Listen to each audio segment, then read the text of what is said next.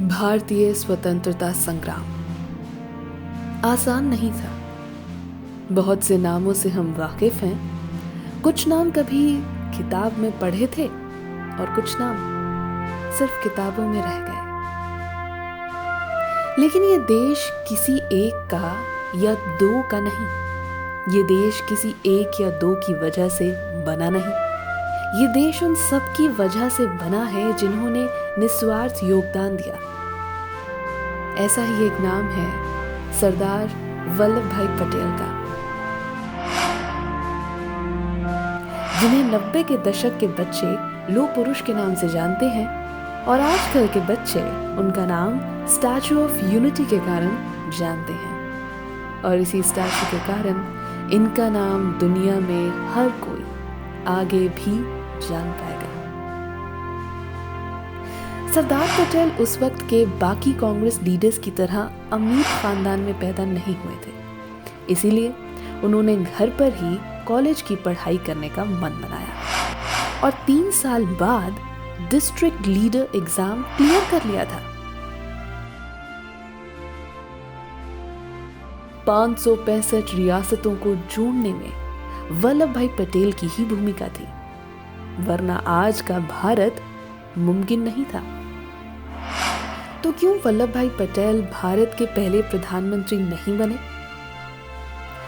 आपको ये जानकर हैरानी होगी कि 1946 में जब कांग्रेस प्रेसिडेंट के लिए वोटिंग हुई तो कांग्रेस कमेटी के ज्यादातर वोट्स सरदार पटेल को मिले थे। लेकिन नेहरू किसी की लीडरशिप के नीचे काम नहीं करना चाहते थे। ये देखते हुए कि सरदार पटेल की अध्यक्षता कांग्रेस के दो फाड़ कर सकती है, सरदार पटेल पीछे हट गए। पर क्या होता अगर वल्लभ भाई पटेल भारत के पहले प्रधानमंत्री होते?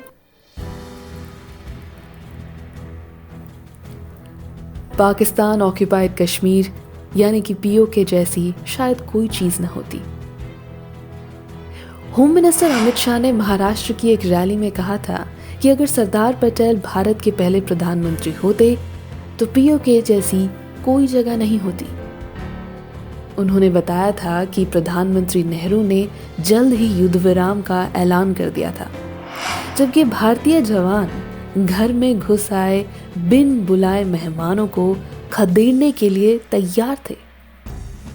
अगर 1947 में ही अपनी जगह बचा ली जाती तो आज पाकिस्तान ऑक्युपाइड कश्मीर जैसी कोई जगह दुनिया के नक्शे पर नहीं होती। क्योंकि 630 स्वतंत्र अलग अलग राज्य एक संघ के अंदर समाहित करना और अखंड भारत बनाना ये हमारे लिए बहुत बड़ा चैलेंज का काम है। और आज मैं बहुत आदर और भाव के साथ देश के प्रथम गृह मंत्री लौह पुरुष सरदार पटेल को प्रणाम कर कर एक बात कहना चाहता हूं कि अगर वो न होते तो ये काम करते। जो अल्प जीवन का काल उनका बचा था आजादी के वक्त, उसका क्षण क्षण और अपनी बिगड़ती हुई सेहत की जरा भी चिंता करे बगैर सरदार पटेल ने एक एक क्षण मेहनत कर कर रियासतों को जोड़ने के लिए जान लगा दी। पाक ऑक्युपाई कश्मीर समेत भारत का अभिन्न हिस्सा बना। 27 अक्टूबर को भारत की सेना वहां एक दिन की भी देर करे बगैर सरदार पटेल के इनिशिएटिव पर गई। ये प्रक्रिया चल रही थी, उसी वक्त सेना को रवाना कर दिया गया था। जब वहां उतरे, लड़ना शुरू किया, एक के बाद एक इलाकों पर सेना विजय करती गई, खदेड़ते गए। पाक घुसपैठियों को भी खसेड़ा, पाकिस्तानी सेना को भी खसेड़ा। और जब हम निर्णायक स्थिति में युद्ध जीतने की स्थिति में थे, अभी बहुत बड़ा हिस्सा जिसको आज हम पाक ऑक्युपाई कश्मीर के रूप में जानते हैं, वो पाकिस्तान की सेना के कब्जे में था। हम युद्ध जीत रहे थे, कोई दबाव नहीं। इंडस वाटर ट्रीटी कभी ना होती। इंडस नदी की 5 सहायक नदियां भारत से शुरू होती हैं। उनका कुछ हिस्सा पाकिस्तान में जाता है। बावजूद इसके इंडस वाटर ट्रीटी में पाकिस्तान का फायदा ज्यादा है। Irrigation engineer Niranjan D Gulati के मुताबिक इंडस वाटर ट्रीटी से 21 मिलियन भारतीयों पर असर पड़ता है, क्योंकि ये ट्रीटी भारत के सिर्फ 5.9 मिलियन एकड़ को इरिगेशन में मदद करती है, जबकि पाकिस्तान की 28 मिलियन एकड़ जमीन को।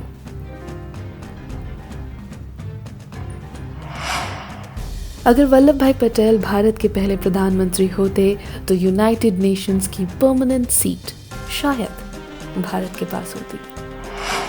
उस वक्त भारत को अमेरिका ने यूनाइटेड नेशन सिक्योरिटी काउंसिल की परमानेंट सीट ऑफर की थी, लेकिन भारत ने वो सीट नहीं ली और वो जगह चाइना के पास चली गई।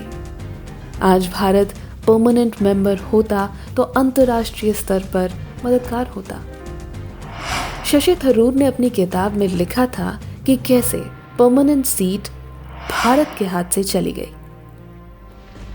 लेकिन अगर वल्लभ भाई पटेल प्रधानमंत्री होते तो शायद ऐसा नहीं होने देते। बस कमी इस बात की रही कि वल्लभ भाई पटेल का निधन 1950 यानी 1950 में हो गया था। लेकिन अगर सरदार पटेल यानी लौह पुरुष प्रधानमंत्री बनते और प्रधानमंत्री नेहरू जितना लोगों के द्वारा चुने भी जाते तो भारत की तस्वीर कुछ और होती। ऐसी और कहानियों के लिए चैनल को लाइक करें, सब्सक्राइब करें और बेल आइकन जरूर दबाएं।